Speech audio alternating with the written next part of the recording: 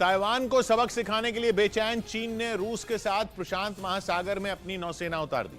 लेकिन चीन की रूस के साथ इस जॉइंट नेवल ड्रिल का मकसद सिर्फ ताइवान को डराना ही नहीं, बल्कि उसका प्लान इससे कहीं बड़ा है और वो प्रशांत महासागर के इलाके पर राज करना।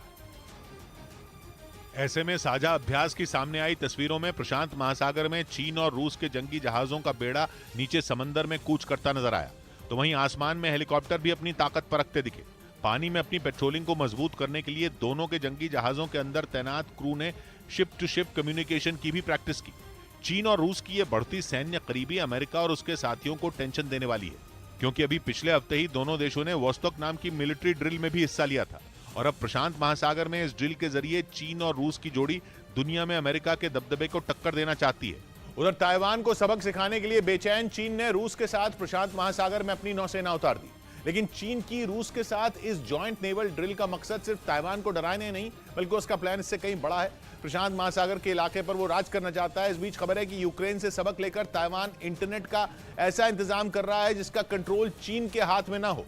जिस तरह स्टारलिंक के सैटेलाइट से लिया गया इंटरनेट यूक्रेन के लिए जंग में वरदान बन गया था, कुछ उसी तरह की कोशिश अब ताइवान की भी है। क्योंकि ताइवान पर अगर चीन ने हमला किया तो सबसे पहले वो इंटरनेट कनेक्टिविटी पूरी तरह बंद करने की कोशिश करेगा। ताइवान में समुद्र में बिछी तारों से आने वाला इंटरनेट तो चीन हमले से पहले ही बंद कर सकता है। अगर इंटरनेट बंद हो गया तो ताइवान के लिए जंग लड़नी मुश्किल हो जाएगी। न तो ताइवान अपने दोस्तों से मदद मांग पाएगा और न ही किसी को जंग का सूरत हाल बता पाएगा। उल्टा होगा ये कि चीन को प्रोपेगेंडा फैलाने के लिए खुला मैदान मिल जाएगा। वो दुनिया को जो भी बताएगा, भरोसा करने के अलावा किसी के पास कोई विकल्प नहीं बचेगा। यही ताइवान का सबसे बड़ा डर भी है। इसीलिए ताइवान की सरकार अब यूक्रेन से सबक लेने पर गंभीर है। जैसे यूक्रेन में स्टारलिंक सैटेलाइट से चलने वाले इंटरनेट ने जंग में अहम भूमिका निभाई, बल्कि केवल जंग लड़ने में नहीं, रूस के खिलाफ पूरी दुनिया में अपनी आवाज पहुंचाने के लिए स्टारलिंक बेहद अहम साबित हुआ। उधर अफगानिस्तान के पंशीर प्रांत में तालिबान के लड़ाकों और एनआरएफ यानी नेशनल रेजिस्टेंस फ्रंट के बीच फिर लड़ाई छिड़ गई, जिसके कुछ वीडियो भी सामने आए। पिछले साल अफगानिस्तान में सरकार बनाने के बाद तालिबानी लड़ाकों को इसी इलाके पर कब्जा जमाने में सबसे ज्यादा समय लगा था और एक बार फिर पंशीर में जंग तेज हो गई। वहां एनआरएफ ने तालिबान के कुछ लड़ाकों को मौत की नींद सुलाने का दावा किया।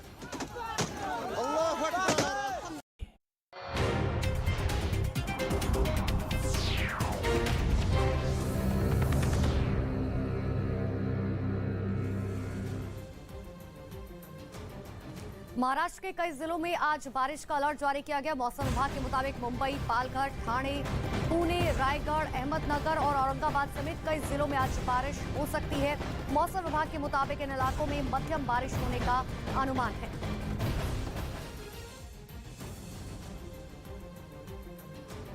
तो पुणे, रायगढ़ में भारी बारिश हो सकती है। औरंगाबाद में भी बारिश का अलर्ट जारी किया गया है। लोगों को कहा गया है कि लोग घरों से बाहर ना निकले। लगातार महाराष्ट्र में भारी बारिश की वजह से लोग बेहद परेशान हैं। मुंबई, पालघर में भारी बारिश की चेतावनी। 7 मिनट उस व्यक्ति को समय मिला, मैं कल्पना नहीं कर सकता। इससे बड़ी बात मेरे जीवन में हो ही नहीं सकती। वो घटना अभी नजर से हटती नहीं है। ऐसे स्थान पे जहाँ पे कोई पता नहीं कौन सी घटना घट जाए और पूरा देश इसके लिए चिंतित था। कर्मपथ चलता रहा है सिर्फ न्यूज़ 18 इंडिया पर। कराबाख का मुद्दा आसानी से ठंडा होगा। आर्मेनिया के लोग तो शांति के लिए सीज फायर का समर्थन करने वाले अपने ही प्रधानमंत्री निकोल पाशिन्यान के खिलाफ खड़े हो गए। उनके इस्तीफे की मांग पर रात में ही आर्मेनिया की राजधानी येरेवान में प्रदर्शन शुरू हो गया। वहां की नेशनल असेंबली के सामने इतने लोग इकट्ठा हो गए कि तिनका तक रखने की जगह नहीं बची और चारों तरफ से शोरगुल की आवाज आने लगी। मतलब आर्मेनिया के प्रधानमंत्री के एक तरफ कुआं है और दूसरी तरफ खाई। वो अजरबैजान के साथ कोई समझौता करके सीमा पर शांति बनाएं तो भी मुसीबत और जंग लड़ें तो भी मुसीबत, क्योंकि आर्मेनिया की आबादी का एक बड़ा हिस्सा नागोर्नो कराबाख को अपना हिस्सा मानता है, क्योंकि वहां रहने वाले ज्यादातर लोग आर्मेनियाई मूल के हैं। 2020 में जब जंग हुई तो समझौते के बाद नागोर्नो कराबाख अजरबैजान के पास ही रहा, लेकिन ये बात आर्मेनिया के लोगों को मंजूर नहीं थी। माना जा रहा है कि वहां की जनता कहीं न कहीं इसके लिए निकोल पाशिन्यान को जिम्मेदार मानती है। सीज फायर के 2 साल बाद जब अजरबैजान ने सीमा पर तांडव किया तो ये बात आर्मेनिया के लोगों को बर्दाश्त नहीं हुई। वो चाहते हैं कि आर्मेनिया की सेना अजरबैजान से लड़े और नागोर्नो कराबाख पर कब्जा करे। लेकिन इसी बीच संसद में प्रधानमंत्री निकोल पाशिन्यान ने बोल दिया कि वो सीमा पर शांति के लिए अजरबैजान के साथ कोई भी समझौता करने को तैयार हैं। մենք ուզում ենք, որ ստորագրենք մի թուղթ, որի արդյունքում մեզ լիքը մարդ կքննադատի։ आर्मेनिया की संसद में 2 घंटे तक चले सवाल जवाब के बाद जब वहां के प्रधानमंत्री ने यह बयान दिया तो नगोर्नो कराबाख पर कब्जे का सपना देखने वाले लोगों के पैरों तले से जमीन खिसक गई, क्योंकि जमीन के जिस टुकड़े के लिए आर्मेनिया के हजारों लोगों की जान गई उसे वहां के प्रधानमंत्री छोड़ने की बात कह रहे हैं। पशिन्यान का तर्क है कि उनका यह फैसला अभी लोगों को गलत लगेगा, लेकिन इससे आर्मेनिया का भविष्य सुरक्षित होगा और खून खराबे से हमेशा के लिए छुट्टी मिल जाएगी, क्योंकि इससे अजरबैजान को भरोसा हो जाएगा कि नागोर्नो कराबाख पर आर्मेनिया की नजर नहीं है। लेकिन आर्मेनिया में हो रहे प्रदर्शन से जाहिर हो गया कि वहां की जनता अपने पीएम के साथ नहीं है। ये बात 2020 में भी कही जा चुकी है, क्योंकि तब विपक्ष और आर्मेनिया के बहुत सारे लोगों ने आरोप लगाया था कि पशिन्यान ने जानबूझकर नागोर्नो कराबाख को आर्मेनिया के हाथों से निकलने दिया। 2020 की जंग में 6500 लोगों की मौत हो गई थी और न आर्मेनिया पीछे हट रहा था और न अजरबैजान, जिसके बाद रूस बीच में कूदा और सीज फायर करवाया। लेकिन नागोर्नो कराबाख अजरबैजान के पास ही रहा और वहां के अलगाववादियों को इलाका छोड़ना पड़ा, जिसके बाद एक बार नहीं बल्कि कई बार आर्मेनिया के प्रधानमंत्री पर उंगली उठी। नागोर्नो कराबाख के ज्यादातर लोग खुद को आर्मेनिया के करीब मानते हैं, जिसकी वजह है उनका ईसाई समुदाय का होना। आर्मेनिया में ईसाई समुदाय बहुसंख्यक है, जबकि अजरबैजान में मुस्लिम, यानी धर्म के आधार पर नागोर्नो कराबाख के ज्यादातर लोग खुद को आर्मेनिया का हिस्सा मानते हैं, लेकिन भौगोलिक तौर पर वो अजरबैजान की सीमा के अंदर आता है और इसी आधार पर जमीन का यह हिस्सा अजरबैजान को दिया गया था। लेकिन आर्मेनिया को यह बात कबूल नहीं थी। रही बात अजरबैजान की, तो उसके तेवर तो कभी नरम थे ही नहीं। उल्टा उसे तुर्की जैसे देश का साथ भी मिला, जो अजरबैजान की खतरनाक हथियारों से मदद कर रहा है, जिनका इस्तेमाल करके वो सीमा पर आर्मेनिया की सेना को टारगेट कर रहा है। यही नहीं, आर्मेनिया की सरकार ने दावा किया कि अजरबैजान की सेना उसके इलाके में घुस आई। इस दावे से जुड़ा एक वीडियो भी आ चुका है, जिसमें ढेरों सैनिक बॉर्डर पार जाते नजर आए। उधर जिस तरह से बयानबाजी हो रही है, उससे लग रहा है कि तुर्की भी इस जंग में कूदने की फिराक में है। अजरबैजान का दोस्त तुर्की खुलकर उसके साथ खड़ा हो गया है। तुर्की के राष्ट्रपति ने साफ कहा है कि ताजा लड़ाई के लिए आर्मेनिया ही जिम्मेदार है और अगर उसने अपनी गलती नहीं सुधारी तो उसे अंजाम भुगतना होगा। यहां तक कि तुर्की के रक्षा मंत्रालय ने अजरबैजान का समर्थन करते हुए एक वीडियो भी जारी किया, जिसमें तुर्की और अजरबैजान के सैनिकों के हौसले तो बुलंद दिखे ही, दोनों की दोस्ती की मिसाल भी पेश की गई। वीडियो के जरिए तुर्की ने बिल्कुल साफ कर दिया कि मुसीबत की इस घड़ी में वो अजरबैजान के साथ कंधे से कंधा मिलाकर खड़ा है। वीडियो में दोनों देशों की सेनाओं को ऐसी ताकत के तौर पर दिखाया गया जिससे उलझने का मतलब सिर्फ और सिर्फ मौत हो। एक से बढ़कर एक हथियार, तोपों और हेलीकॉप्टरों के साथ तुर्की और अजरबैजान की सेनाएं कई घातक ऑपरेशनों को अंजाम देती दिखी। वो अपना दमखम दिखाती नजर आई। वीडियो में सैनिक भी किसी एक्शन फिल्म के हीरो की तरह दिखाए गए, जिनका जोरदार धमाके बाल भी बांका नहीं कर पाए।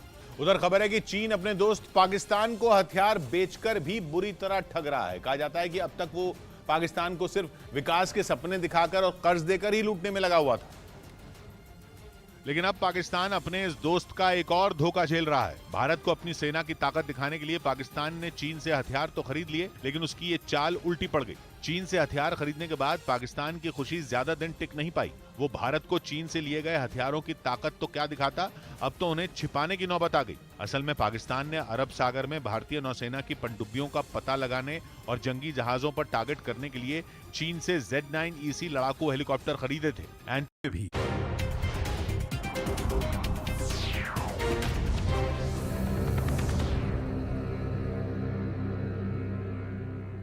इंडिया टीवी को पछाड़ न्यूज़ 18 इंडिया बना भारत का नंबर 1 न्यूज चैनल। देखते रहिए न्यूज़ 18 इंडिया। यूपी के लखीमपुर खीरी में 2 नाबालिग लड़कियों की रेप के बाद हत्या के मामले को सीएम योगी आदित्यनाथ ने बेहद गंभीरता से लिया और साथ ही आरोपियों के खिलाफ सख्त कार्रवाई के निर्देश दिए। उन्होंने कहा कि हत्या के इस मामले को फास्ट ट्रैक कोर्ट में प्रभावी पैरवी कर 1 महीने के भीतर दोषियों को सजा दिलाई जाएगी। इसके साथ ही मुख्यमंत्री ने पीड़ित परिवार को लेकर बड़ा ऐलान किया। उन्होंने कहा कि राज्य सरकार की तरफ से पीड़ित परिवार को 25 लाख रुपए की आर्थिक सहायता दी जाएगी। इसके अलावा एक पक्का मकान, कृषि भूमि का पट्टा भी दिया जाएगा। इस मामले में गिरफ्तार सभी 6 आरोपियों को 14 दिन की न्यायिक हिरासत में भेज दिया गया।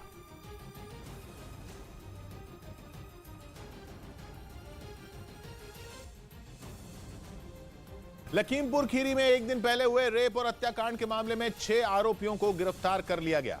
आरोप है कि वहां दलित समुदाय की 2 नाबालिग लड़कियों के गैंगरेप के बाद उन्हें पेड़ से लटका दिया गया था, जिसके बाद पुलिस दरिंदों की तलाश में जुट गई थी। और इसी ऑपरेशन के दौरान जंगल में छुपे जुनैद नाम के एक बदमाश के साथ पुलिस की जोरदार मुठभेड़ हुई, जिसे पुलिस ने घायल होने के बाद गिरफ्तार कर लिया। सारे अभियुक्त, जिसमें से एक व्यक्ति नामजद था तथा 5 अन्य अभियुक्त इसमें गिरफ्तार किए गए हैं और उसमें एक अभियुक्त घायल भी हुआ है।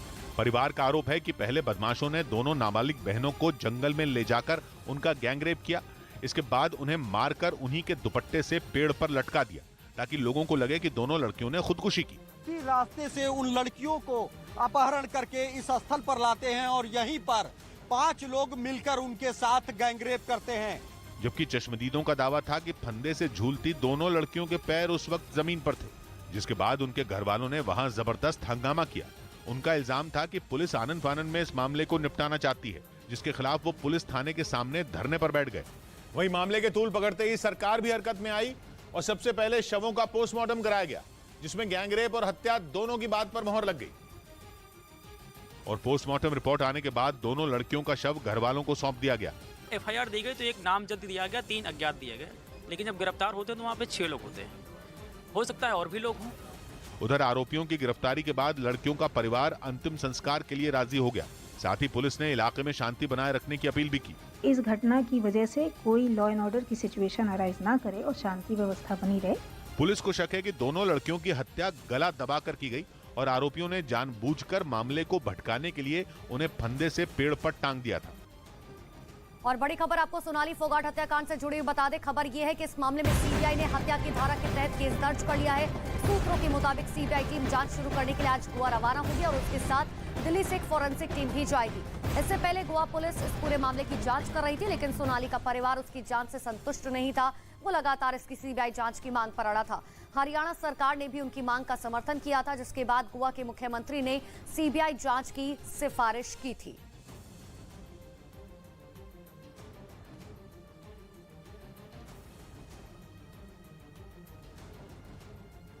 उधर उत्तर प्रदेश के एटा से हैरान करने वाला एक वीडियो सामने आया, जिसमें एक बदमाश दुकानदार पर फायरिंग करता दिखाई दिया। बाद में यह वीडियो सोशल मीडिया पर वायरल हो गया, जिसमें वो बदमाश फायरिंग करता नजर आया।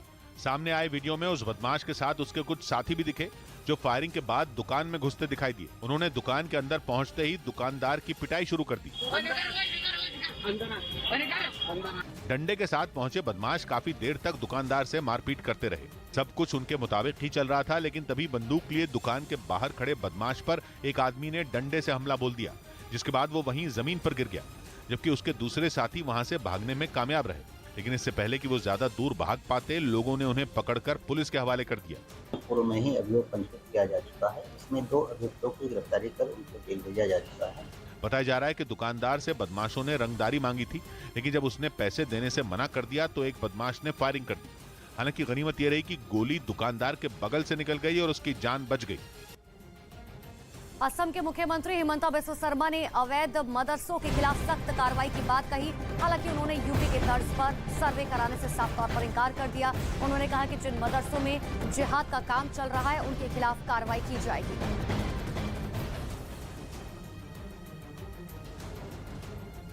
आज का ये समझौता किस मायने में ऐतिहासिक है? देखिए, ये हमारा आसाम का जो आदिवासी समाज था, उसमें काफी दिन से एक ऐसा था कि फीलिंग ऑफ एक्सप्लॉयटेशन था, फीलिंग ऑफ डिप्राइवेशन था। ये कारण 8 ग्रुप का भी जन्म हुआ और 8 ग्रुप हथियार लेके जंगल में चला गया। तो 2016 में पहले उन लोग का साथ सीजफायर हुआ, आज एकॉर्ड हुआ। इससे हमारा असम में काफ़ी शांति आएगा। बोरो एकॉर्ड हो गया, कार्बी एकॉर्ड हो गया, आज आदिवासी एकॉर्ड हो गया। लगभग और एक जनगोष्ठी को अगर हम लोग कर सकता हूँ आगे जाके, असम का समस्या लगभग समाधान हो सकता है। ये तो समस्या का एक पहलू है। मदरसों के ऊपर एक कार्रवाई हो रही है, उसके बारे में क्या कहना है आपका? क्योंकि अवैध तरीके से जो मदरसे हैं, आपके मुताबिक वह गिरा जा रहे हैं। देखिए, जो मदरसा में जिहाद का काम चला था, और हमारा हिसाब से वो तो मदरसा नहीं रहा, वो अल कायदा का कार्यालय जैसा बन गया था। तो उनको हमने डिमोलिश किया। और जो रिलीजियस मदरसा चलाता था, गवर्नमेंट मदरसा 700 भी हम लोग बंद कर चुका था। अभी जो आगे रिलीजियस मदरसा चलाता है उनका साथ भी हमारा बातचीत हो रहा है कि जहाँ जहाँ आप बच्चा को पूरा एकेडमिक फैसिलिटी नहीं दे सकता है उनका ऊपर भी आप लोग विचार कीजिए। इस बीच खबर है कि यूक्रेन के राष्ट्रपति जेलेंस्की एक कार हादसे में बाल बाल बच गए, लेकिन रूस के साथ जारी भीषण जंग के बीच राजधानी कीव में हुए इस हादसे ने कई सवाल खड़े कर दिए। क्योंकि यह हादसा उस वक्त हुआ जब जेलेंस्की उत्तर पूर्वी यूक्रेन के इज्यूम शहर का दौरा कर लौट रहे थे और यूक्रेन ने कुछ दिन पहले ही रूस की सेना के सबसे अहम गढ़ माने जा रहे खार्किव प्रांत के इस शहर से उसकी सेना को खदेड़ने का दावा किया था, जो राजधानी कीव से उल्टे पांव लौटने के बाद रूसी सेना के लिए सबसे बड़ा झटका माना जा रहा है। और दावा है कि जेलेंस्की उसी इज्यूम शहर में यूक्रेन का झंडा फहराने और अपने सैनिकों का हौसला बढ़ाने के बाद कीव लौट रहे थे। लेकिन जैसे ही उनका काफिला कीव पहुंचा तभी अचानक काफिले में सबसे आगे चल रही गाड़ी की एक कार से टक्कर हो गई, जिसकी वजह से जेलेंस्की की कार भी काफिले की दूसरी गाड़ियों से टकरा गई। हालांकि दावा किया गया कि इस हादसे में जेलेंस्की को ज्यादा चोट नहीं आई और काफिले के साथ चल रहे डॉक्टरों ने मेडिकल जांच के बाद उन्हें आगे का सफर करने के लिए हरी झंडी दे दी। लेकिन हादसे की टाइमिंग ने शक की सुई रूस की ओर मोड़ दी।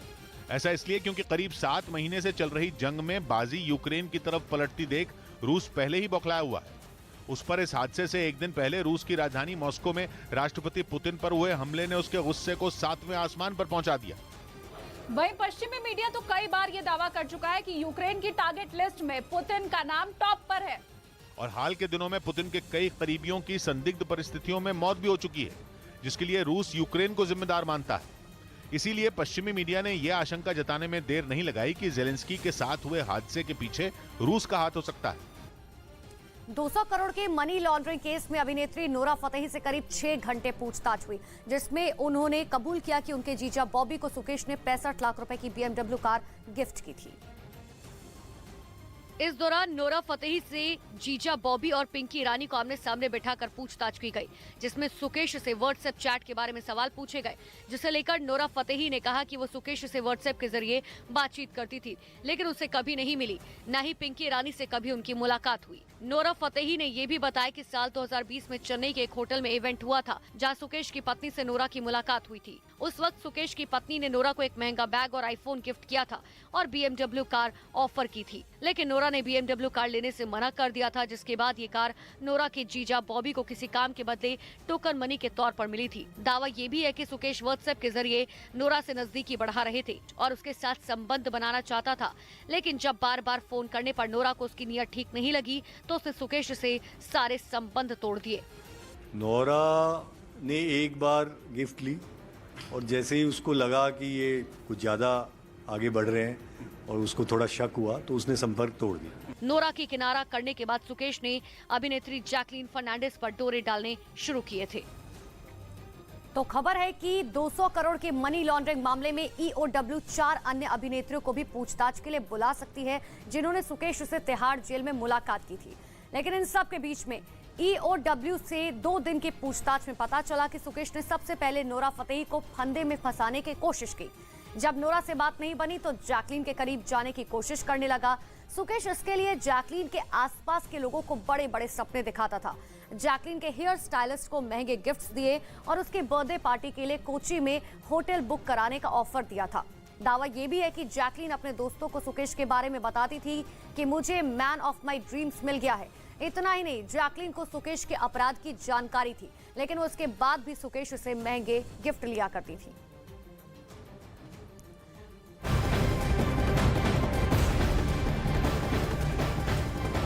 दिल्ली पुलिस की आर्थिक अपराध शाखा ने मनी लॉन्ड्रिंग मामले में नोरा फतेही से पूछताछ की। पूछताछ के दौरान पुलिस को नोरा फतेही से कई अहम जानकारियां मिली। पुलिस के मुताबिक नोरा ने बताया कि उसने सुकेश से इसीलिए संपर्क तोड़ दिया क्योंकि वो जबरदस्ती संबंध बनाने की कोशिश कर रहा था। नोरा के साथ हमने महबूब, उनके ब्रदर इन लॉ, और पिंकी ईरानी जिसने इंट्रोड्यूस किया था और जिसने गाड़ी सुकेश से लेके और इन तक पहुंचाई थी महबूब तक, उन तीनों को बुलाया था और तीनों की स्टेटमेंट लेने के बाद हम संतुष्ट हैं कि जो बातें हम इन्वेस्टिगेशन में आ रही थी वो कोरोबरेट हो रही हैं और जो 65 लाख की BMW कार गिफ्ट की गई थी सुकेश के द्वारा, वो महबूब तक थी। आगे महबूब ने उसको बेच दिया। वो सब चीज़ें ईडी के संज्ञान में है और ईडी की इन्वेस्टिगेशन में जारी। जैकलिन और नोरा, अगर दोनों अभिनेत्रियों की बात कर रहे हैं, तो आप अब तक की पूछताछ में क्या ये साफ हो पाया है कि ये सुकेश चंद्रशेखर को पहले जानती थी, उसका बैकग्राउंड क्या है, काली कमाई का पैसा है, ऐसा ये लोग जानते थे क्या? देखो, ये लोग तो मना ही कर रहे हैं, लेकिन दोनों में फ़र्क है। नोरा ने एक बार गिफ्ट ली और जैसे ही उसको लगा कि ये कुछ ज़्यादा आगे बढ़ रहे हैं और उसको थोड़ा शक हुआ, तो उसने संपर्क तोड़ दिया। दूसरे केस में गिफ्ट भी लंबे समय तक चलती रही, संपर्क भी लंबे समय तक चलता रहा, बीच में उसको आगाह भी किया गया। तो दोनों में थोड़ा फ़र्क है।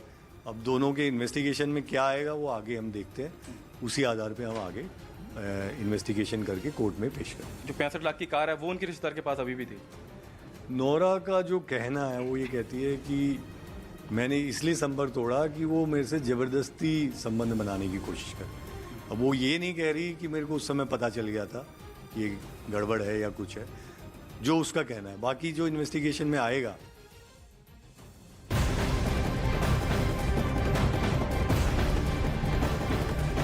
बड़ी खबर आपको बता दें, बेगूसराय गोलीकांड में चारों आरोपियों को गिरफ्तार कर लिया गया है। बड़ी जानकारी इस वक्त की आपको दे रहे हैं। एक और आरोपी को गिरफ्तार किया गया।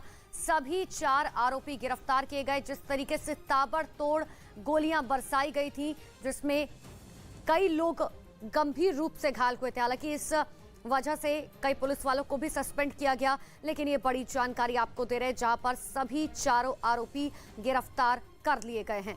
आरोपियों ने हाईवे पर अंधाधुंध फायरिंग की थी।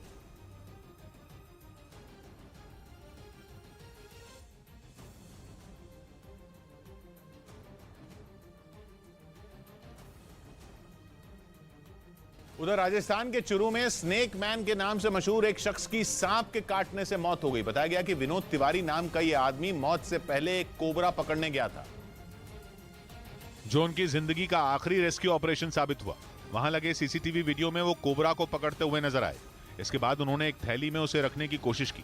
दावा है कि इसी दौरान उस कोबरा ने उनके हाथ पर काट लिया।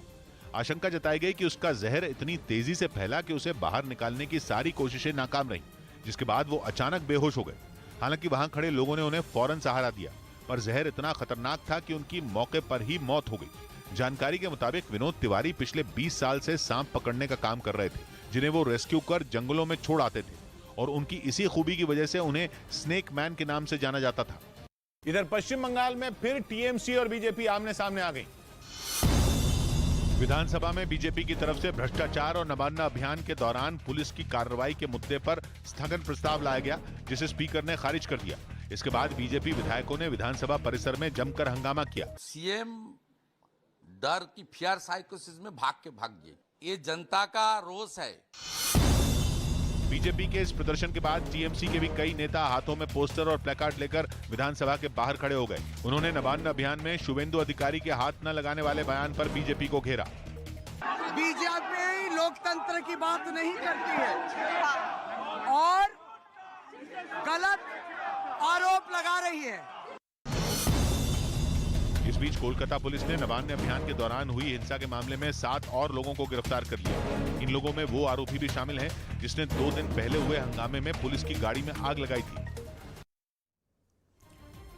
पाकिस्तान में बाढ़ पीड़ितों को राहत सामग्री लगातार पहुंचाई जा रही है, लेकिन सिंध प्रांत में खाने पीने के साथ साथ बीमारी का खतरा भी मंडरा रहा है, जिसके बाद जरूरतमंदों तक मदद पहुंचाने के लिए पाकिस्तान की शरीफ सरकार ने नौसेना की मदद ली। लेकिन जैसे जैसे बाढ़ का पानी कम हो रहा है, वैसे वैसे कई बीमारियां हैं जिन्होंने लोगों को घेर लिया। इसी बीच डॉक्टर राहत शिविरों में रह रहे लोगों का चेकअप कर रही है और अगर कोई बीमार आदमी मिलता है तो उसका इलाज किया जाता है। बताया गया बाढ़ के बीच लोगों में दस्त, त्वचा संक्रमण और अन्य पानी की बीमारियां हो रही हैं, जिसके बाद डॉक्टर्स की कमी पड़ रही है। हालात इतने खराब हो गए कि डॉक्टर्स को एक दिन में 700 मरीज देखने पड़ रहे हैं। इस बीच पुतिन ने जेलेंस्की के शहर क्रिवेई रीह में बाढ़ वाली साजिश रची। एक दिन पहले रूसी फौज ने क्रिवेई रीह में मौजूद करचू बांध पर 8 मिसाइलें दाग दी, जिसके बाद जेलेंस्की के शहर को बाढ़ के हालात का सामना करना पड़ा।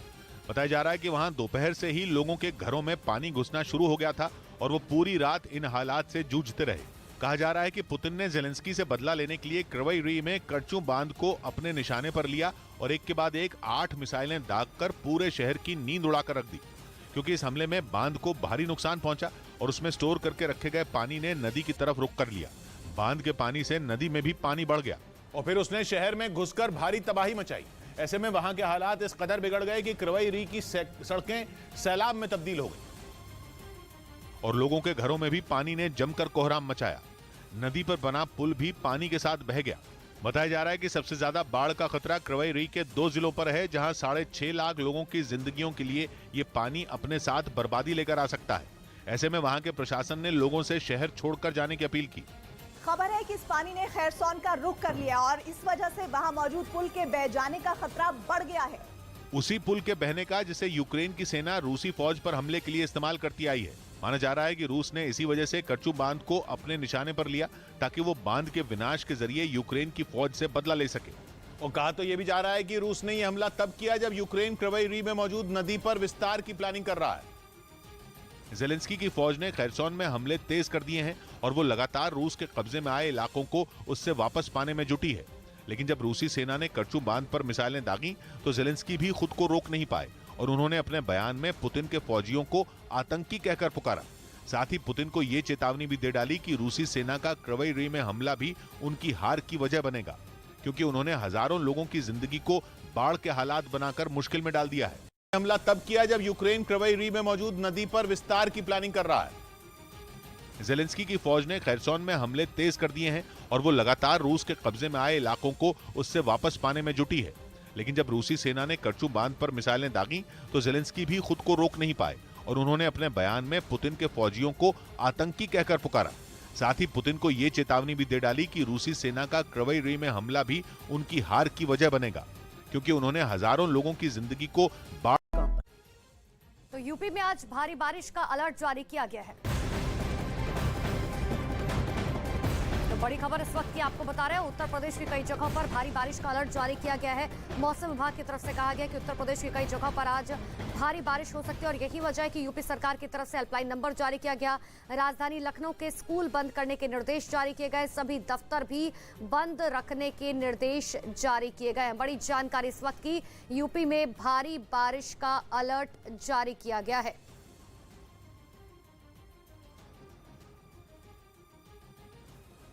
तो लखनऊ के सभी स्कूल, कॉलेज और साथ ही दफ्तर बंद करने के आदेश दिए गए हैं। सभी अधिकारियों की छुट्टियां जो हैं वो रद्द कर दी गई हैं, क्योंकि मौसम विभाग की तरफ से कहा गया है कि आज भारी बारिश यूपी के कई इलाकों में हो सकती है। ऐसे में स्कूल, कॉलेज बंद कर दिए गए हैं, दफ्तर बंद कर दिए गए हैं, लेकिन सभी अधिकारियों की छुट्टियां रद्द कर दी गई हैं, उन्हें अलर्ट मोड पर रखा गया है। इतना ही नहीं, हेल्पलाइन नंबर भी जारी किया गया है ताकि अगर किसी भी तरीके की दिक्कत होती है तो तुरंत उन तक सहायता पहुंचाई जा सके।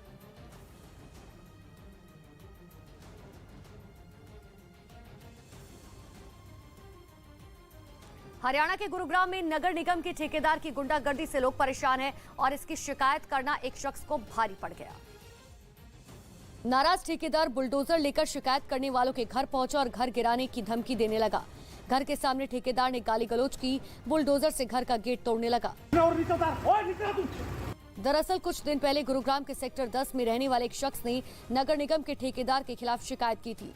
ग्रीवेंस बैठक में मुख्यमंत्री मनोहर लाल खट्टर के सामने शख्स ने ठेकेदार पर सड़क बनाने में भ्रष्टाचार करने का आरोप लगाया था, जिससे भड़का ठेकेदार अपने दल बल के साथ शिकायतकर्ता अशोक कुमार के घर पहुंच गया। रोड की तो बहाना ले रहा था, लेकिन वो हमारे गेट और रैंप को तोड़ने लगा था। वहीं इस मामले की जब शिकायत पुलिस को मिली तो केस दर्ज कर आरोपी ठेकेदार और उसके सुपरवाइजर को गिरफ्तार कर लिया गया। इस मामले में शिकायतकर्ता अशोक कुमार के साथ गुरुग्राम के सेक्टर 10 में रहने वाले बाकी लोगों ने भी आरोपी ठेकेदार पर इलाके में आकर गुंडागर्दी करने का आरोप लगाया।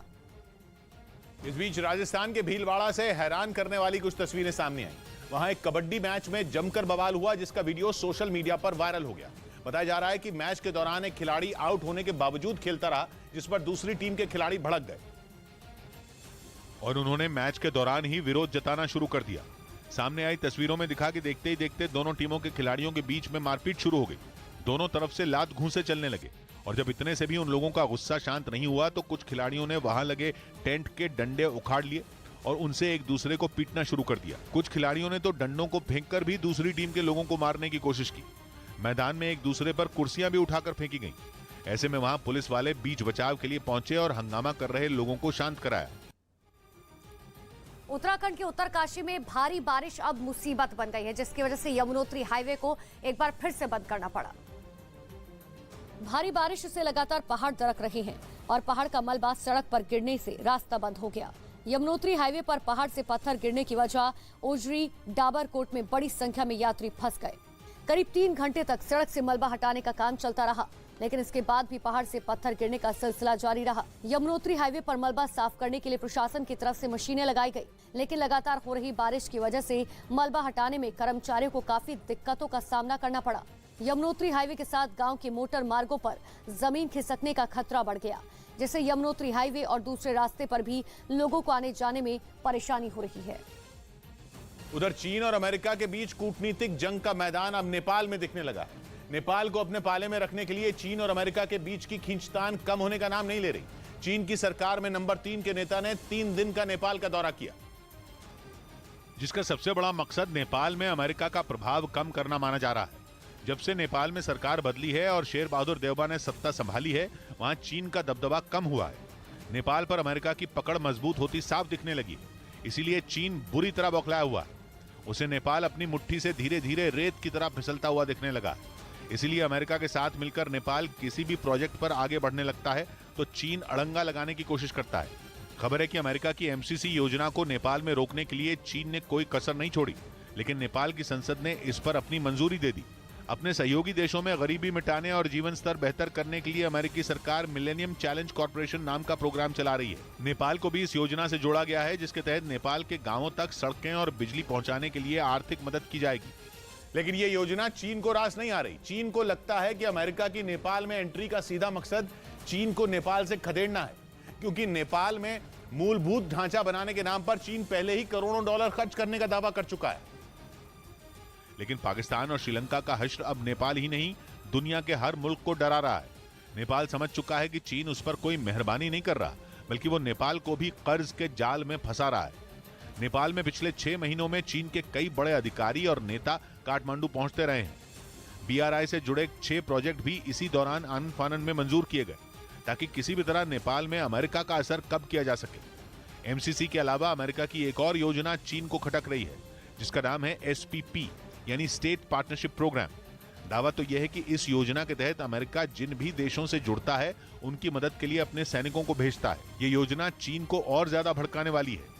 चीन आरोप लगा रहा है कि अमेरिका नेपाल में अपनी सेना का अड्डा बनाने की कोशिश कर रहा है। चीन और अमेरिका की ये खींचतान बड़े झगड़े की वजह बन सकती है। लेकिन नेपाल की भूमिका इस पूरे विवाद में बिल्कुल अलग है, क्योंकि वह न तो अमेरिका की किसी योजना में अड़ंगा लगा रहा है और न ही चीन को इनकार कर रहा है, बल्कि चीन के नेताओं का बार बार नेपाल पहुंचना भी हैरान करने वाला है। जिसका सीधा मतलब यह है कि नेपाल इन हालात को बड़े मौके की तरह देख रहा है। पूरी दुनिया के लिए आर्थिक उठापटक वाले दौर में नेपाल आपदा में अवसर तलाश रहा है। वो चीन से कुछ भी लेने से इनकार नहीं करना चाहता और अमेरिका का भी स्वागत करने को तैयार है।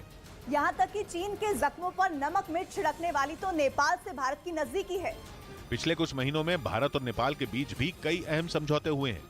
भारत और नेपाल की बढ़ती नजदीकियां चीन को हमेशा से चुभती रही हैं, लेकिन इतना तो साफ है कि नेपाल की आंखों पर अब चीन की चकाचौंध की पट्टी नहीं बंधी है। वो चीन की सुन तो सब रहा है, पर कर वही रहा है जो उसे करना चाहिए। मध्य प्रदेश के बैतूल से हैरान कर देने वाला दरअसल एक वीडियो सामने आया। वहां उफनती नदी में फंसे कुछ बच्चों को लोगों ने सुरक्षित निकाल लिया। बताया गया कि बच्चे स्कूल से घर लौटने के दौरान रास्ते में पड़ने वाली नदी को पार करने के चक्कर में वहां फंस गए थे।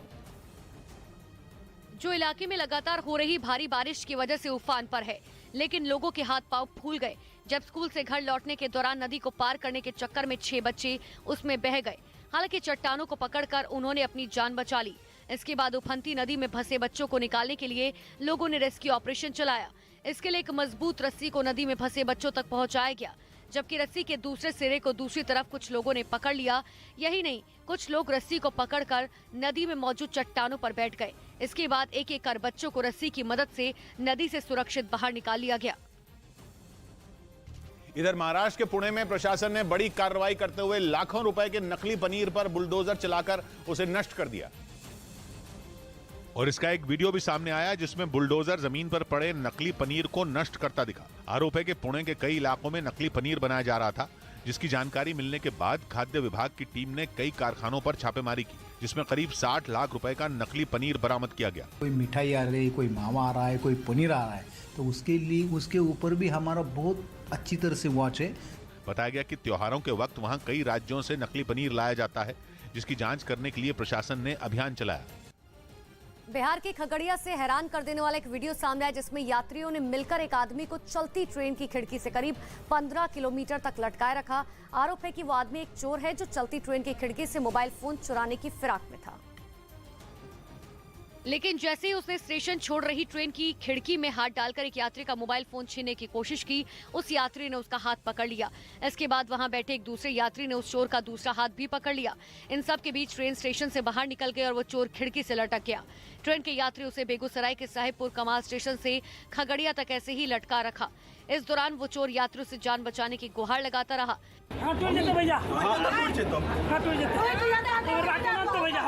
बाद में खगड़िया स्टेशन पर यात्रियों ने उसे पुलिस के हवाले कर दिया। बताया गया कि उस चोर का नाम पंकज है और वो बेगूसराय के साहेबपुर कमाल थाना इलाके का रहने वाला है। इस बीच खबर है कि अमेरिका ने तेल के सबसे बड़े संकट की घड़ी में यूरोप का साथ छोड़ दिया। सर्दियों के मौसम में तेल और गैस की डिमांड यूरोप में कई गुना बढ़ने वाली है, लेकिन अमेरिका की तेल कंपनियों ने कह दिया है कि उनसे ज्यादा उम्मीदें रखना बेकार है, क्योंकि जितना तेल अभी अमेरिका की कंपनियां निकाल रही हैं, आने वाले वक्त में उत्पादन बढ़ने के बजाय कम होने की आशंका है। मतलब ये कि जब यूरोप को अमेरिका की जरूरत सबसे ज्यादा होगी, तब अमेरिका ही हाथ पीछे खींच चुका होगा। यूरोप या यूक्रेन ही नहीं, बल्कि पूरी दुनिया मानती है कि यूक्रेन की जंग के पीछे बहुत बड़ी वजह नेटो और अमेरिका की भूमिका भी है।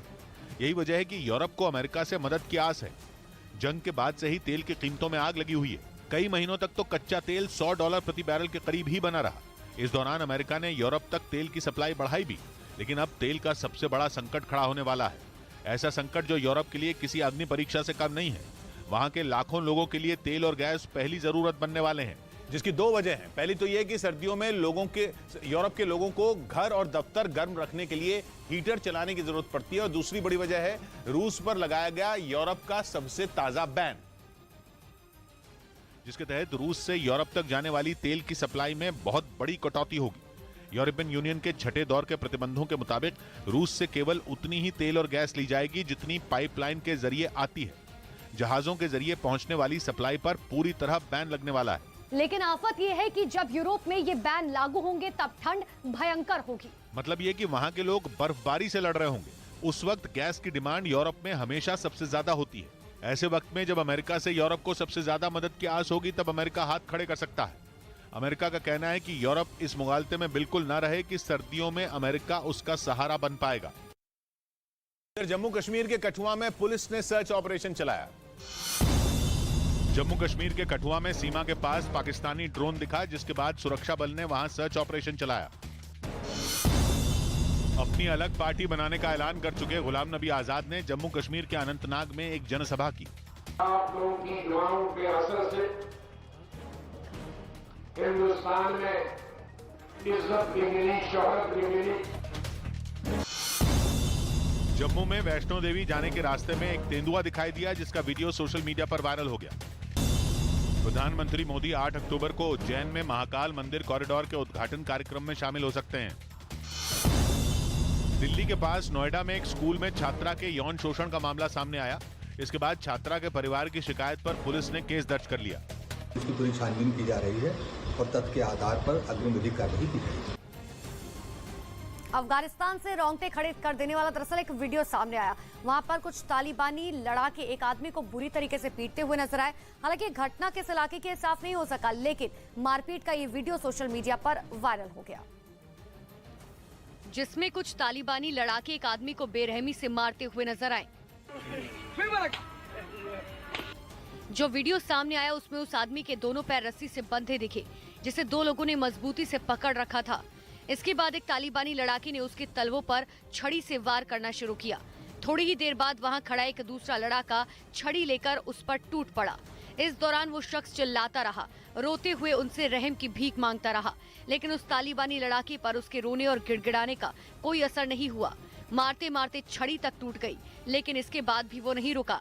और तो और वहां मौजूद एक तीसरे लड़ाके ने भी जमीन पर गिरे उस आदमी पर जमकर छड़ी बरसाई। हालांकि ये साफ नहीं हो सका कि तालिबानी लड़ाकों ने उसे किस बात की सजा दी। इधर राजस्थान के दौसा में बोरवेल में फंसी एक बच्ची को सुरक्षित बाहर निकाल लिया गया। 200 फीट की गहराई वाले बोरवेल में बच्ची करीब 70 फीट नीचे फंसी हुई थी, जिसे निकालने के लिए रेस्क्यू टीम को काफी मशक्कत करनी पड़ी। बताया गया कि बच्ची खेलते खेलते बोरवेल में गिर गई थी, लेकिन जैसे ही इसके बारे में उसके परिवार वालों को पता चला, उन्होंने तुरंत प्रशासन को इसकी जानकारी दी, जिसके बाद मौके पर पहुंची रेस्क्यू टीम ने बिना देरी किए करीब 1.5 साल की बच्ची को बचाने का काम शुरू कर दिया। सबसे पहले बोरवेल के पास में एक बड़ा गड्ढा खोदा गया और फिर कैमरे से बोरवेल में बच्ची कितनी गहराई में फंसी है इसका पता लगाया गया। इसके बाद उसमें एक रस्सी गिराई गई, जिससे बच्ची को ऊपर खींचने का काम शुरू किया गया, लेकिन अंदर अंधेरा होने की वजह से उसे बाहर खींचना आसान नहीं था। पर रेस्क्यू टीम ने उसे निकालने के लिए पूरी ताकत झोंक दी, जिसके बाद बच्ची को बोरवेल से सुरक्षित बाहर निकाल लिया गया। उधर खास विमान में सवार होकर 8 चीते अफ्रीकी देश नामीबिया से भारत पहुंचने वाले हैं। चीतों को लाने के लिए भारत का बोइंग 747 नामीबिया पहुंच चुका है, जहां से 8 चीते इस विमान में सवार होंगे और करीब 11 घंटे का सफर तय करके 17 सितंबर को भारत पहुंच जाएंगे। इन चीतों को लाने नामीबिया पहुंचे बोइंग 747 को ट्रिप के लिए खास तौर पर मॉडिफाई किया गया और प्लेन के अंदर की सीटों को हटा दिया गया। इस खास मिशन के लिए नामीबिया पहुंचे बोइंग 747 को चीते के रंग में रंग दिया गया। इसका अगला हिस्सा ये यूं कहें कि विमान की नाक पर चीते की पेंटिंग की गई, यानी दूर से ही इस विमान को देखकर पता चल जाएगा कि बोइंग 747 इस समय मिशन चीते पर है। और इससे करीब 70 साल बाद भारत में चीतों की वापसी होगी। ये चीते नामीबिया के अलग अलग इलाकों से भारत लाई जा रहे हैं और करीब 70 साल बाद जब ये चीते भारत पहुंचेंगे तो उन्हें प्रधानमंत्री की मौजूदगी में मध्य प्रदेश के कुनो नेशनल पार्क में छोड़ दिया जाएगा। ये दिन खास होगा क्योंकि 17 सितंबर को प्रधानमंत्री का जन्मदिन है और अपने जन्मदिन पर प्रधानमंत्री देश को ये तोहफा देंगे। इनके आने के बाद कुनो नेशनल पार्क में जंगल का इकोसिस्टम बदल जाएगा। That will help us fill a void, a gap which was created in our ecosystems. Kuno national park में तेंदुए भी हैं, जिन्हें चीतों से चुनौती मिलेगी क्योंकि चीते उन्हीं की कैट प्रजाति के हैं, लेकिन उनसे ताकतवर हैं। इन 8 चीतों को कुनो नेशनल पार्क तक पहुंचाने के लिए खास रूट बनाया गया है। तो इस पूरे सफर में इन चीतों को भूखा रखा जाएगा। नामीबिया से भारत लाए जाने वाले 8 चीते, दरअसल देखिए 8 चीते जो हैं वो पहले जयपुर पहुंचेंगे, जिसके बाद उन्हें हेलीकॉप्टर से मध्य प्रदेश के कुनो नेशनल पार्क भेजा जाएगा। विमान में 8 पिंजरे होंगे, जिनमें ये 8 चीते बंद होंगे और 11 घंटे तक ये भूखे रहेंगे ताकि इनकी सेहत ना खराब हो।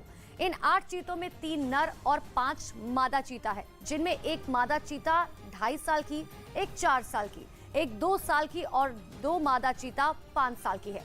हालांकि शुरू में इन चीतों को छोटे से बाड़े में रखा जाएगा और जब उन्हें कुनो नेशनल पार्क में रहने की आदत पड़ जाएगी तो कुछ महीनों बाद उन्हें जंगल में खुला छोड़ दिया जाएगा। भारत दक्षिण अफ्रीका से भी चीते लाने की तैयारी कर रहा है। वहां से 12 चीते लाए जाने के बारे में अब बातचीत अंतिम दौर में है।